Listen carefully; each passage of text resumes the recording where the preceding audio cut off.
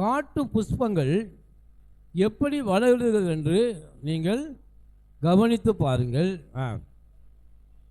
அவைகள் உழைக்கிறதும் இல்லை, நூற்கிறதும் இல்லை என்றாலும் சாலமோன் முதலாய் தன் சர்வ மகிமையிலும் இவைகளில் ஒன்றை போலாகிலும் உடுத்தி இருந்ததில்லை என்று உங்களுக்கு சொல்லுகிறேன். அல்லேலூயா. சர்வ வல்லமையில் ஆண்டவரே, இந்த வசனத்தின் மூலமாக பிள்ளைகளுக்கு நல்ல ஞானத்தையும் பலனையும் கொடுங்க. இந்த கரங்களை ஒப்பு கொடுக்குற நல்ல பிதா. காட்டு புஷ்பங்களை நீங்கள் கவனித்து பாருங்கள். என்னைக்காவது நம்ம அதை பார்த்துருக்கோமா? காட்டில் விளைகிற மலரை நீங்கள் புஷ்பங்களை கவனித்து என்னைக்காவது நீங்கள் பார்த்துருக்கீங்களா? அதனுடைய அழகை நீங்கள் என்னைக்காவது ரசிச்சிருக்கீங்களா? ஆண்டவர் அதை உதாரணமாக நமக்கு சொல்லுகிறார். காட்டு புஷ்பங்களை நீங்கள் கவனித்து பாருங்கள். அவைகள் உழைக்கிறதும் இல்லை, நூற்கிறதும் இல்லை. ஆனாலும்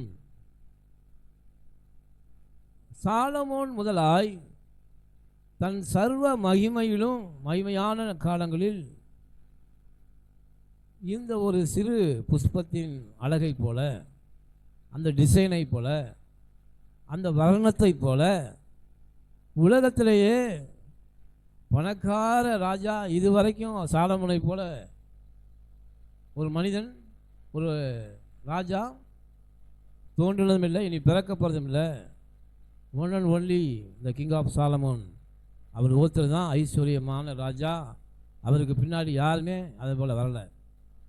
ஆனாலும் ஆண்டவர் இதை எதுக்கு சொல்கிறாருன்னா, அந்த சாலமோன் கூட காட்டிலே வளருகிற அந்த அழகான புஷ்பத்தை போல எந்த உடையும் உடுத்தினதில்லை, எந்த உடையும் உடுத்தினதில்லை.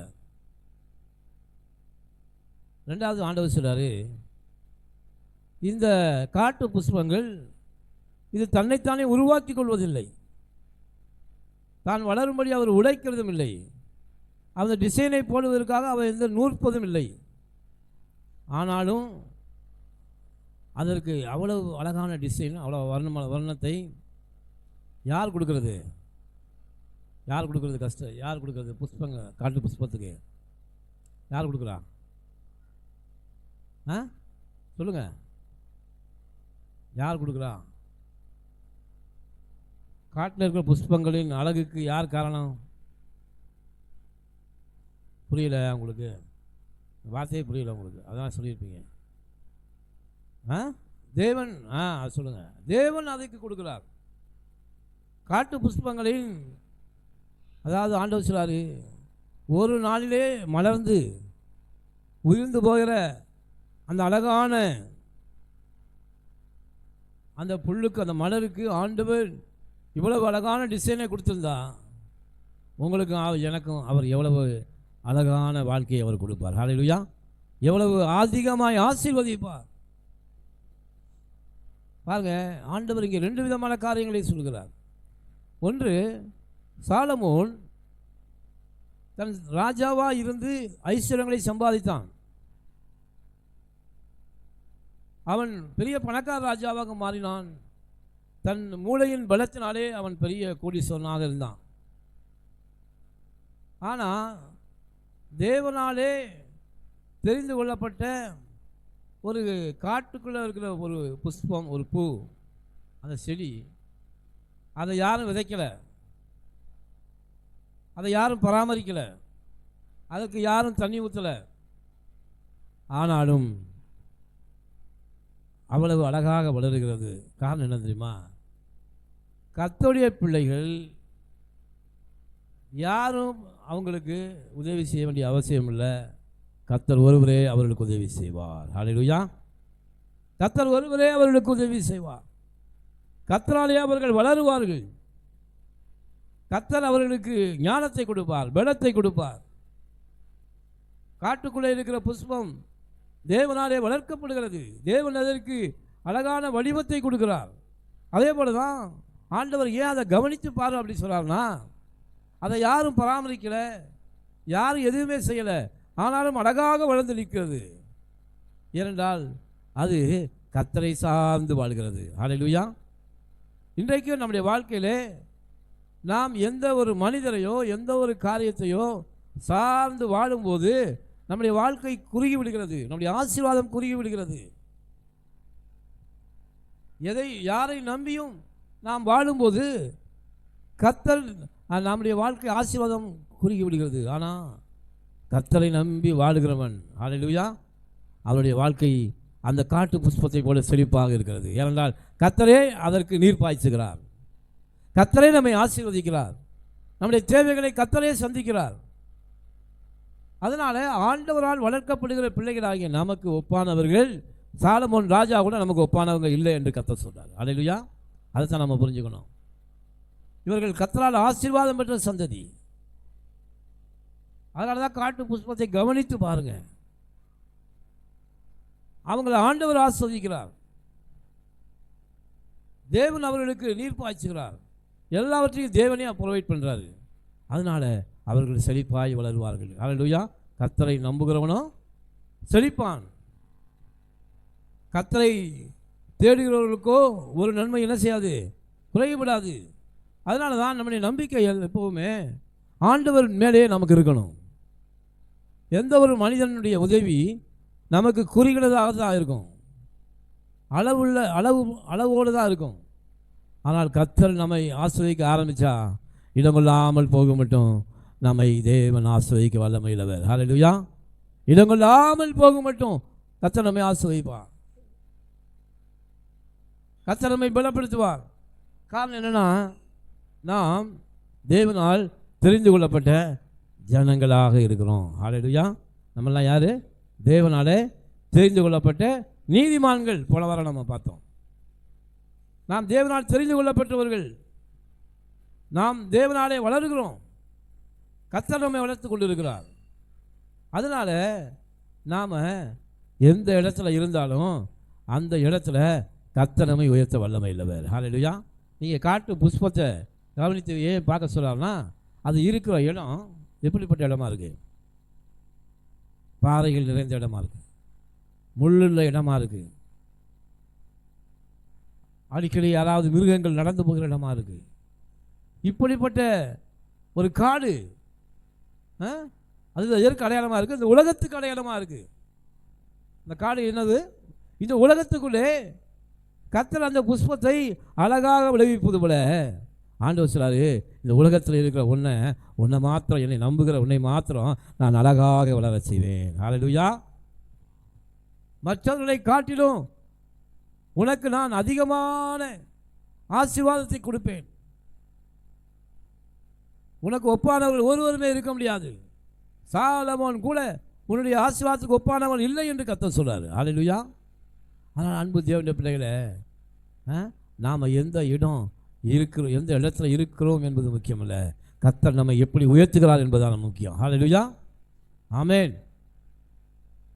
எப்படி நம்மை கர்த்தர் உயர்த்துகிறார்?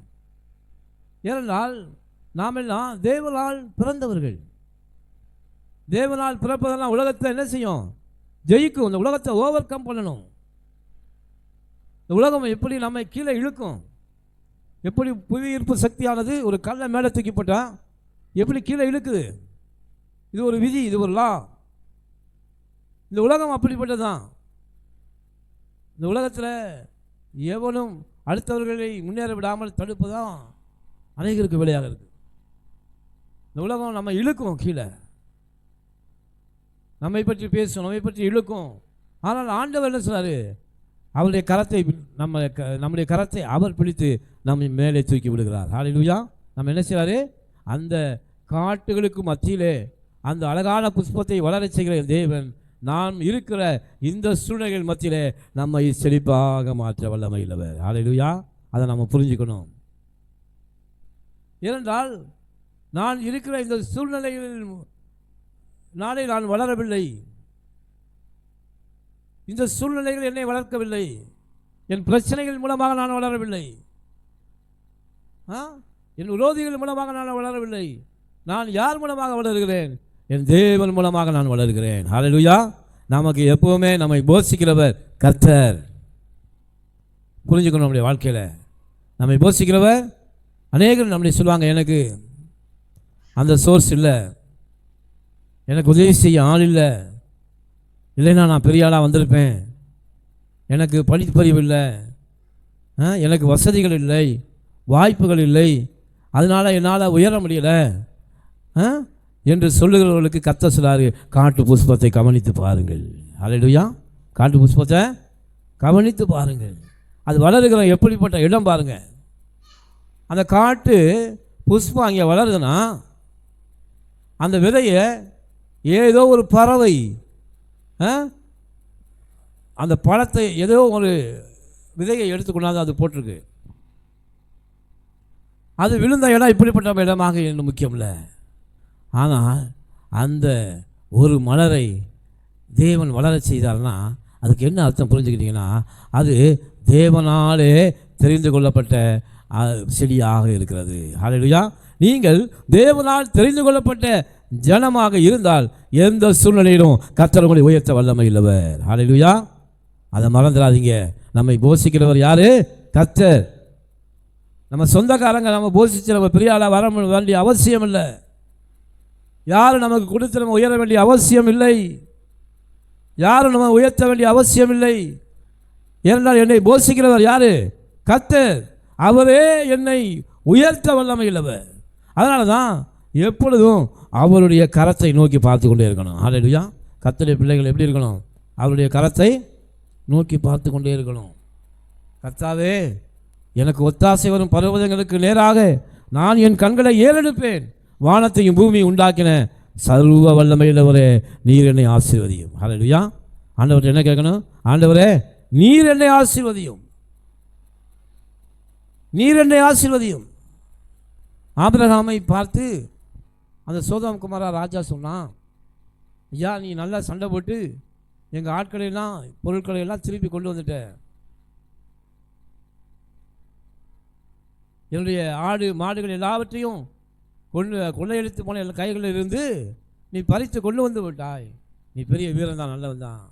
அதனால் நாங்கள் உனக்கு என்ன சொல்கிறோம்னா, நீ கொள்ளையடித்து கொண்டு வந்த ஆடு மாடு எந்த வெள்ளியோ பொண்ணோ இது எதாக இருந்தாலும் நீ எடுத்துக்க, அந்த ஆண்களையும் மக்களை மாத்திரம் என்கிட்ட கொடுத்துரு அப்படின்னு சொன்னான்.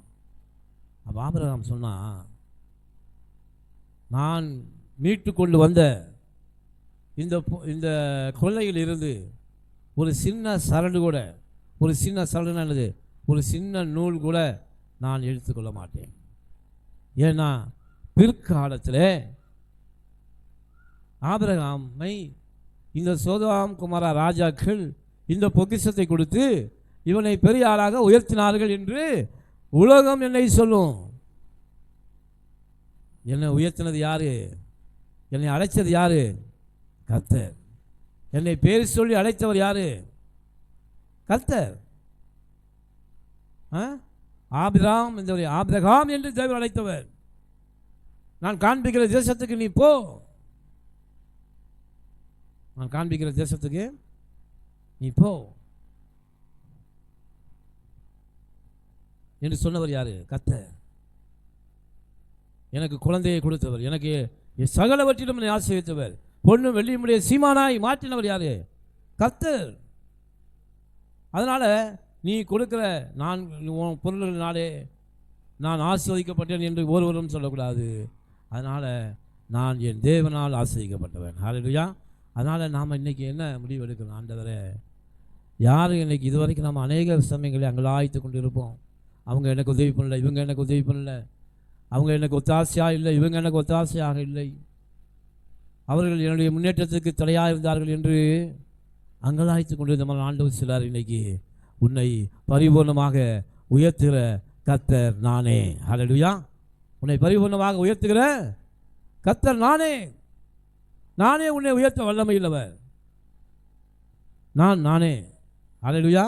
அதனால் பாருங்கள், நாம் எந்த கஷ்டத்திலிருந்து வந்தாலும், எந்த கவலையிலிருந்து வந்தாலும், காட்டு புஷ்பமானது அது விதை விழுந்த உடனே எவ்வளவு பெரிய காடாக இருந்தாலும் அந்த காட்டு புல்லானது, அந்த செடியானது அது அங்கே வளர்ந்து அழகான பூவாய் மலர்ந்து நிற்கிறதை நன்றாக கவனித்து பாருங்கள். இது எப்படி இந்த காட்டுக்குள்ளே இவ்வளவு அழகாக பூத்திருக்கு, இது எவ்வளவு எதிர்ப்புகளை சம்பாதித்து வளர்ந்துருக்கும், எத்தனை மிருகங்கள் அதன் வழியாக நடந்து போயிருக்கும், மழை காற்று வெள்ளம் இவை எல்லாவற்றையும் மீறி அது வளர்ந்துருக்குன்னா அது யாராலே வளர்ந்தது? அது கர்த்தராலே வளர்ந்தது. ஹல்லேலூயா. அதுதான் ஆண்டவர் சொல்றார், அதை நீ கவனித்து பாரு. என் தேவன் என்னை உயர்த்த வல்லமை இல்லவர்,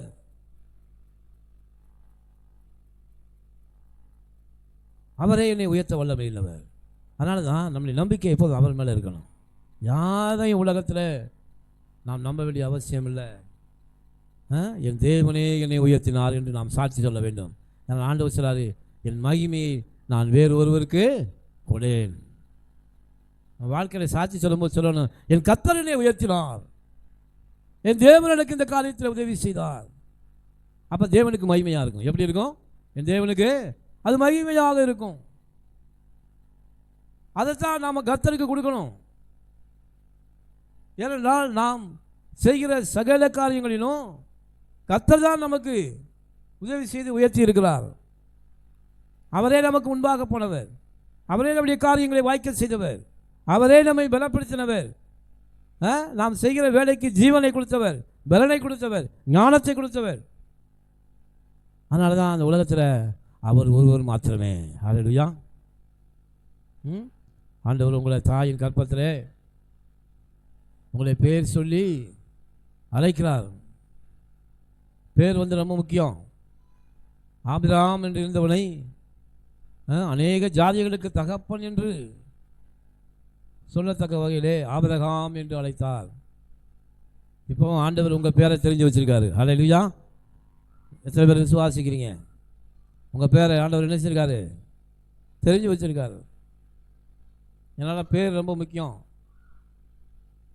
இந்த பேரின் மூலமாக பெரிய காரியங்கள் எல்லாம் நடந்திருக்கு உலகத்தில். பேர் எவ்வளோ முக்கியம். ஒரு சின்ன சம்பவத்தை சொல்கிறேன். ஒரு பெரிய விஞ்ஞானி ஒருத்தர் இருந்தார். அவர் பேர் ஆல்பர்ட் நோபல். அவர் தான் எல்லா அநேக கண்டுபிடிச்சார். கிட்டத்தட்ட 200 கண்டுபிடிப்பு கண்டுபிடிச்சார் ஆல்பர்ட் நோபல் என்பவர். அவர் தான் என்ன கண்டுபிடிச்சார்னா, இந்த வெடி மருந்து வெடிக்கிற டைனமைட் என்ற ஒரு பொருளை அவர் தான் உலகத்தில் கண்டுபிடிச்சார். அது கண்டுபிடிச்ச மாத்திரத்தில் அவர் பெரிய கோடீஸ்வரனாக ஆகிட்டார். எப்படி ஆகிட்டார்? பெரிய கோடீஸ்வரனாக ஆகிட்டார். ஏன்னா அந்த நாட்களில் வெடிக்கிற பொருள் துப்பாக்கி, பீரங்கி இவைகள் எல்லாவற்றிற்கும் அது தேவை. அதனால் அதை கண்டுபிடிச்சதுனால பெரிய கோடீஸ்வரன் ஆகிட்டார். இப்போ இந்த ஆல்பர்ட் நோபலுக்கு கூட ஒரு தம்பி இருந்தார். இந்த தம்பி ஒரு நாள் இறந்து விட்டார். இறந்த உடனே அந்த ஊர்க்காரங்க எல்லாம் அவர் தம்பி இறக்கலை, இவர் தான் ஆல்பர்ட் நோபல் தான் இறந்தார் அப்படின்ட்டு வால் போஸ்ட் அடித்து இரங்கல் தெரிவிச்சிருந்தாங்க. அந்த இரங்கல் செய்தியில் என்ன பண்ணியிருந்தாங்கன்னா, அநேகரை கொல்வதற்கு மருந்தை கண்டுபிடித்த அந்த ஆல்பர்ட் நோபலே இறந்து விட்டார் அப்படின்னு சொன்னாங்க. இப்போ இவர் நினச்சார், என்னடா நம்ம எவ்வளவு பயனுள்ள பொருளை கண்டுபிடிச்சிருக்கோம், ஆனால் மரணத்தை கொடுக்கறத கண்டுபிடிச்சுன்னு போட்டாங்களே அப்படின்னு ரொம்ப மனசு வருத்தப்பட்டு அவர் தான் என்ன பண்ணார்னா, நோபல் பரிசை உண்டாக்கி அது ஒரு பெரிய சின்ன பேருடைய வித்தியாசம் மாற்றத்தினால நோபல் பரிசை உண்டாக்கினார். ஹல்லேலூயா. அதனால் தன்னுடைய பொருட்கள், தன்னுடைய செல்வங்களையெல்லாம் அந்த நோபல் பரிசுக்கு ட்ரஸ்ட் மூலம் எழுதி வச்சு அநேக கண்டுபிடிப்புகளுக்கு இந்த நோபல் பரிசு உலகத்தில் விலை உயர்ந்த பரிசை கொடுத்தாலாம். பார்த்துங்க, அப்போ பேர் எவ்வளோ முக்கியம். அந்த பேரை சொல்லி கர்த்தர் உங்களை அழைத்திருக்கிறார். ஹல்லேலூயா. இப்போ ஆண்டவர் உங்களுக்கு பேர் கொடுத்துருக்காருன்னா அந்த பேர் ரொம்ப முக்கியம். ஹல்லேலூயா. எவ்வளோ கர்த்தர் உங்களை தெரிந்து வைத்திருக்கிறார். வசனத்தை வாசிங்க, நம்ம முடிச்சுட்டு அதை போவோம். சங்கீதம் 92:13 வாசிங்க.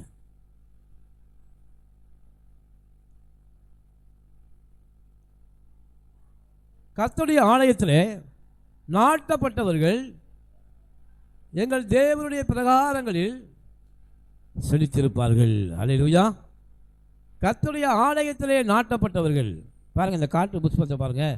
கர்த்தருடைய ஆலயத்திலே நாட்டப்பட்ட அந்த காட்டு புஷ்பம். கர்த்தருடைய ஆலயத்துக்கு வருபவர்கள், ஆலயத்திலே வந்து தேவனை ஆராதிப்பவர்கள், ஆலயத்தோடு ஒன்று இருப்பவர்கள், தேவனை துதிக்கிறவர்கள், தேவனை பாடி மகிழ்ந்தவர்கள், அவங்க எப்போவுமே எப்படி இருப்பாங்கன்னா செழித்திருப்பார்கள். ஹல்லேலூயா. எப்படி இருப்பாங்களா? செழித்திருப்பார்கள். ஆண்டவரே சொல்லியிருக்காரு. ஏனென்றால் கர்த்தருடைய பிள்ளைகள் ஒரு நாளும் அப்பத்துக்கு இறங்கி தெரிவதில்லை என்று பார்த்தோம். அது ஒரு நாள் அப்பத்துக்கு இறங்கி தெரிவதில்லை. எப்போது நம்முடைய வாழ்க்கையிலே கர்த்தர் செழிப்பை நமக்கு வைத்திருக்கிறார். நம்ம எங்கே போனாலும் எந்த சூழ்நிலை இருந்தாலும் செழிப்பை கர்த்தர் நம்ம கொடுப்பார். அதிலேயே அதுக்கு முதல் வசனம் வாசிங்க, 12வது வசனத்தை வாசிங்க. நீதிமான் பனையை போல செழித்து லீபனோனில் உள்ள கேதுருவை போல இருப்பான். ஹல்லேலூயா. நீதிமான் எப்படி இருப்பானா? பனையை போல செழித்திருப்பான். பாருங்க, காட்டு புஷ்பத்தை நீங்கள் பார்க்கும்போது அதை தான் நினைக்கணும். நான் நீதிமான், நான் செழிப்பாக இருப்பேன். ஹல்லேலூயா. நான் நீதிமான், நான் செழிப்பாக இருப்பேன். செழிப்பு என் தேவனுடைய வாக்குத்தத்தம். அவர் எனக்கு கொடுத்த வாக்குத்தத்தம். இந்த வாக்குத்தத்தமான ஆசீர்வாதங்களை சுதந்திரிக்கும்படி நாம் பாடுபட வேண்டும். அது சுதந்திரிக்கணும் நாம. ஏனென்றால் நாம் தேவனால் பிறந்திருக்கிறோம். ஹல்லேலூயா. நாம் எதனால் பிறந்திருக்கிறோம்? நாம் பழைய மனிதன் அல்ல. நாம் பழைய மனிதனை களைந்து போட்டு புதிய மனுஷனை தரித்து கொண்டோமே. பழைய மனிதன் சாபத்துக்குள்ளானவனாயிருந்தான். வறுமையும் தரித்திரமும் அவனுக்குள்ளே இருந்தது. வேதனையும் கவலையும் இருந்தது. துக்கம் இருந்தது. நாம் ரட்சிக்கப்படுவதற்கு முன்பாக கவலைகளும் பயங்களும் நம்முடைய வாழ்க்கையில் இருந்தது. ஆனால் இன்றைக்கு நாம் ரட்சிக்கப்பட்டு தேவனால் மறுபடியும் பிறந்து விட்டோமோ, அன்றிலிருந்து நாம் நீதிமானாய் மாறி இருக்கிறோம். ஹல்லேலூயா. நீதிமான் பனையை போல செழிப்பான். அப்போ நம்ம இப்போ ஆசீர்வாதம் எப்படி மாறிடுச்சு? பனையை போல செழிப்பான். ஏன் பனையை போல செழிக்கணும்? ஆண்டவர் சொல்ல பாருங்க. நீங்கள் எவ்வளவு வறட்சியான சூழ்நிலையில் மழையே பெய்யாமல் 2 வருஷம் ஆனாலும் நீங்கள் பனை மரத்தை நீங்கள் போய் பார்த்தீங்கன்னா அந்த இடம் பச்சையாக தான் இருக்கும். அந்த இடம் எப்படி இருக்கும்? பச்சையாக தான் இருக்கும். ஒரு நாள் இந்த இடம் காஞ்சி போகாது. ஒருவேளை அந்த மரம் இறந்து விட்டதென்றால் அது வேணால் அது இலை இதாக இருக்கும். ஆனால் எந்த வறட்சியான சூழ்நிலையிலும் நீங்கள் ஏன் ஆண்டவர் பனையை போல ஆண்டவர் காத்துறா? பனை மரத்தையும் நீங்கள் கவனித்து பார்க்கணும். எந்த சூழ்நிலையில் அது இருக்கிறது என்பது முக்கியமல்ல. மழை இருக்கோ இல்லையோ, தண்ணி இருக்கோ இல்லையோ, பனையானது எப்பொழுதும் பசுமையாக இருந்து கொண்டே இருக்கும். ஹல்லேலூயா. அதனால தான் நீதிமான் பனை மரத்துக்கு ஒப்பாக தேவன் பேசுகிறார். அதனால் கர்த்தருடைய பிள்ளைகள் பனையை போல இருக்கணும் அப்படின்றாரு. செழிப்பாக இருக்க வேண்டும். எந்த சூழ்நிலையிலும் கவலைப்பட்டு கண்ணீர் விட்டு மனம் நொந்தவர்களாக நாம் இருக்கக்கூடாது. பனை எப்படி செழிப்பாக இருக்கிறதோ அதே போல் நாமும் செழிப்புள்ளவர்களாக இருக்கும்படி அநேகருக்கு நம்மை வெளிப்படுத்த வேண்டும். ஏனென்றால் பனையானது எந்த சூழ்நிலையிலும் வளரும். அதே போல தான் மறுபடியும் பிறந்தவர்களாகிய நாம் வார்த்தையினாலே பிறந்திருக்கிறோம். அந்த நல்ல வார்த்தை நமக்குள்ளே இருக்கும்போது நமக்கு செழிப்பை தவிர வேறு எதுவும் நம்ம வாழ்க்கையில் வரவே வராது. ஹல்லேலூயா. ஏனென்றால் கர்த்தருடைய வார்த்தை தான் ஆவியாயும் ஜீவனுமாக இருக்கிறது. ஜீவன் என்றால் என்ன அர்த்தம்? ஜீவன் ஒரு இடத்துல இருந்துச்சுன்னா, ஒரு விதைக்கு ஜீவன் இருந்துச்சுன்னா அது எந்த இடத்துல போட்டாலும் அது முளைக்கும். எந்த இடத்துல போட்டாலும் முளைக்கும், அது பெருகும். அதனால தான் தேவனுடைய வார்த்தைகள் நமக்குள்ளே இருக்கிறது. அது ஜீவனாக இருக்கிறது. அதனால தான் நம்முடைய ப்ராசஸ் எப்படி இருக்கணும்? 1 10 1 30 60 என்ன செய்யணும்? மேலே போயிட்டே இருக்கணும். ரேஷியோ கீழே வரவே கூடாது ஒரு நாளும். ஆனால் ஆண்டவர் நீ வாழாகாமல் தலையாவாய், நீ கீழாகாமல் மேலாவாய். நீ மறுபடியும் தேவனால பிறந்தினா இந்த உலகத்தை ஓவர் கம்மி பண்ணி வருவ. இந்த உலகத்துக்கு விரோதமாய் வருகிற வியாதிகள், வறுமைகள், தரித்திரங்கள், வேதனைகள் இவை எல்லாவற்றையும் ஒரு மனிதன் மேற்கொண்டு வந்து உலகத்தை ஜெயித்து ஜெயம் கொண்டவர்களாய் நிற்கும்போது கர்த்தர் நம்முடைய பிள்ளை என்று நம்மை அங்கீகரிக்கிறார். ஹல்லேலூயா. கர்த்தர் நம்முடைய பிள்ளை என்று. அப்போ அதற்காக நாம் பாடுபடணும், அதுக்காக முயற்சிக்கணும். ஆண்டவர் என் கரங்களில் இருக்கிறார். ஆண்டவர் நம் வலது கரத்தை பலப்படுத்துகிறார். நீ கையிட்டு செய்யும் சகல வேலைகளிலும் நான் உனக்கு ஆசீர்வாதத்தை கட்டளிடுவேன் என்று கர்த்தர் சொல்றாரு. உன் கையின் பிரயாசங்களை நான் ஆசீர்வதிப்பேன். நீ கையிட்டு சில வேலைகளை நான் ஆசீர்வதிப்பேன். ஏன் ஆண்டவர் நான் உன்னுடைய கையை பலப்படுத்துவேன். நீ செய்கிற வேலைகளிலே உனக்கு பலன் உண்டாயிருக்கும்படி நான் பலப்படுத்திய காரணம் நீ என்னை விசுவாசித்து மறுபடியும் பிறந்திருக்கிற தேவனால் பிறந்த மனுஷன். அந்த காட்டு புஷ்பத்தை போல நீ இருக்கிறாய். அதனால தான் கர்த்தருடைய பிள்ளைகள் ஒரு நாளும் சோர்ந்து போய்விடக்கூடாது. ஒரு வசனத்தை வாசித்து முடிப்போம். 2 கொரிந்தியர் 9:8 வாசிங்க.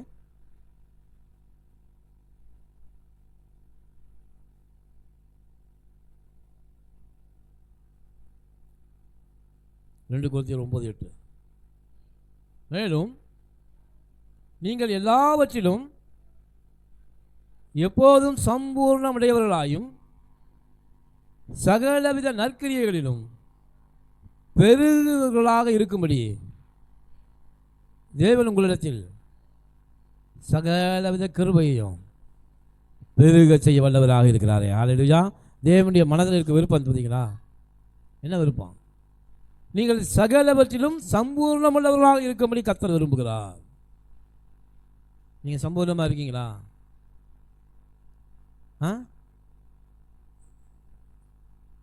சகல தேவைகளிலும் சம்பூர்ணமாக இருக்கேன். என் வீட்டின் அறைகளில் யாருமே ஆன பொருட்கள் நிறைந்திருக்கிறது. காரணம் கர்த்தர் என் மேய்ப்பர். எனக்கு ஒரு குறையுமே இல்லை. குறைவுகள் அநேகம் இருக்கலாம், ஆனால் உங்கள் வாயில் வார்த்தைகள் எப்படி இருக்கணும்? கர்த்தர் என் மேய்ப்பர், எனக்கு ஒரு குறைவும் இல்லை. ஏன்னா அவர் என்னுடைய மேய்ப்பராக இருக்கிறார். காரணம் என்னென்னா, நான் வறட்சியாக இருக்கும்போது அமர்ந்த தண்ணீர்கிட்ட கூட்டிகிட்டு போகிறாரு. நான் பசியாக இருக்கும்போது புல் இடத்துக்கு என்னை கூட்டிகிட்டு போகிறாரு.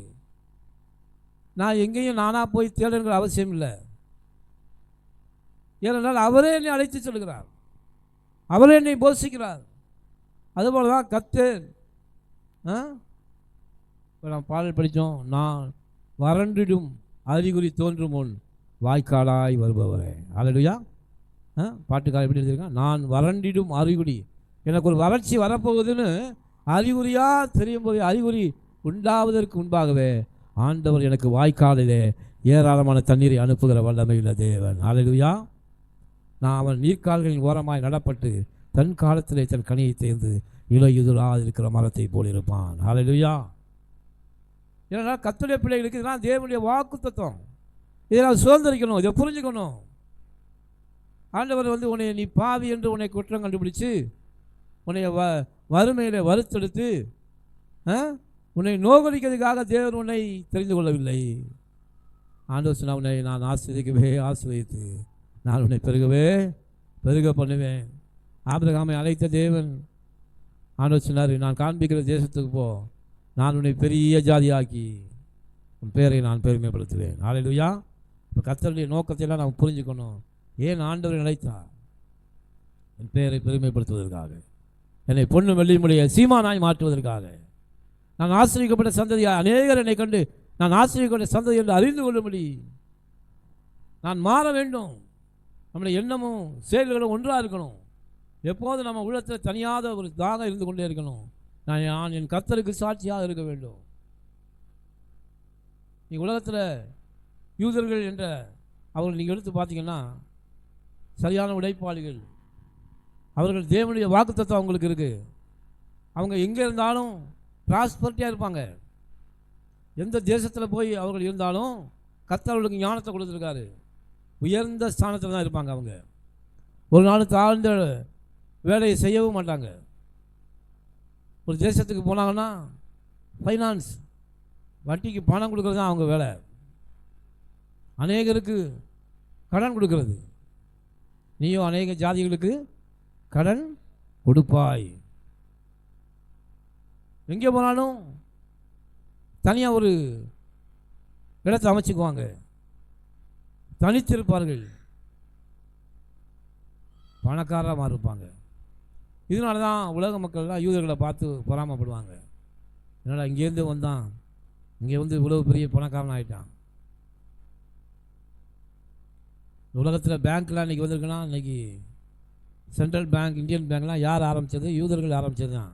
ஒரு ஜூஸ் தான் ஆரம்பித்தார் பேங்க்லாம். அந்த பேங்க் முறையை கற்றுக் கொடுத்ததே யூதர்கள் தான். இன்றைக்கி இந்தியாவில் இருக்க பல பேங்க்குகளுக்கு யார் ஸ்பான்சர், யார் உள்ள அமைச்சாங்கன்னா அவங்க தான். காரணம் என்னன்னா, இதே வேகம் நமக்கு இருக்கணும். எப்படி இருக்கணும்னா, நான் வாழாகாமல் தலையாவேன். அதற்கான முயற்சி தேவன் எனக்கு ஒத்தாசையாக இருக்கார். எனக்கு ஒத்தாசை வரும் பருவதத்துக்கு நேராக. ஒத்தாசை என்பது என்ன? நீ கைட்டு சில வேலைகளை ஒத்தாசை, உன் பிஸ்னஸில் ஒத்தாசை. ஆண்டவர் என் கூட இருக்கார். பாட்டு படிக்கிறோம்லே, என் கூடவே இரும் ஓ இயேசுவே. அப்போ கர்த்தர் நம்ம கூட இருக்கும்போது நாம் ஒரு வேலையை செஞ்சால் அவர் அந்த வேலையில் 9 வேலையை நமக்காக செஞ்சு கொடுப்பார். அல்லேலூயா. என்னால் இயேசுவே என் புத்தி, சகல எழுத்திலும் அறிவிலும் சாமர்த்தியத்தை கர்த்தர் அவனுக்கு தருகிறார். நான் பிறரை காட்டும் 10 மடங்கு சமர்த்தன் நீங்கள் சொல்லணும். அவர் ஞானமாக இருக்கிறார் நமக்கு. அதனால் நீ கைட்டு சகல வேலையில் கர்த்தர் உனக்கு ஞானத்தையும் பலத்தையும் கொடுக்குறாரு.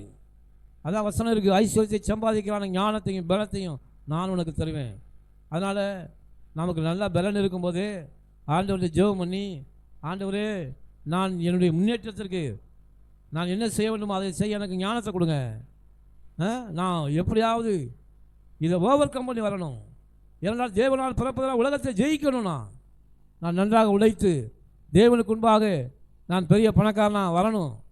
தேவனுக்கு சாட்சியாக இருக்கணும். என்னை பார்க்கும்போது எல்லாம் இவன் கர்த்தருடைய பிள்ளை, ஆசிரியக்கப்பட்ட சந்ததி என்று சொல்லணும். அதுக்கான பிரயாசத்தை நம்ம எடுக்கணும்.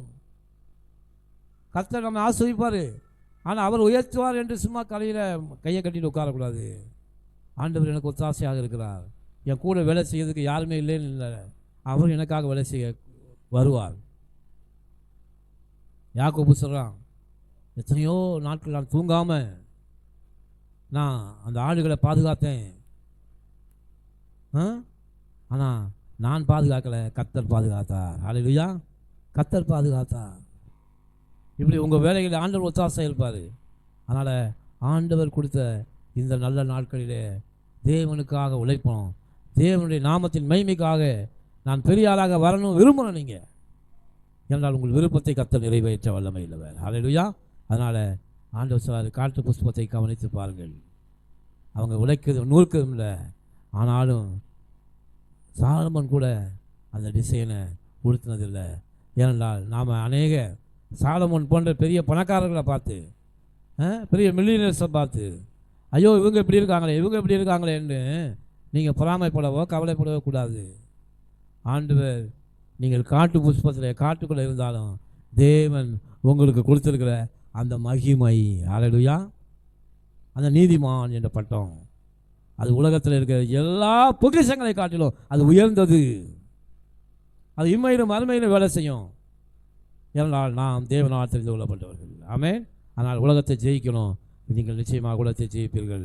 கண்களை மூடி ஜெபம் பண்ணுவோம். சர்வ வல்லமையுள்ள ஆண்டவரே, உலகத்தின் தேவனை நாங்கள் துதிக்கிறோம். ஆசிரியக்கப்பட்ட இந்த காலவெளியில் நம்முடைய கர்த்தர்களை ஒப்புக் கொடுக்குறோம்.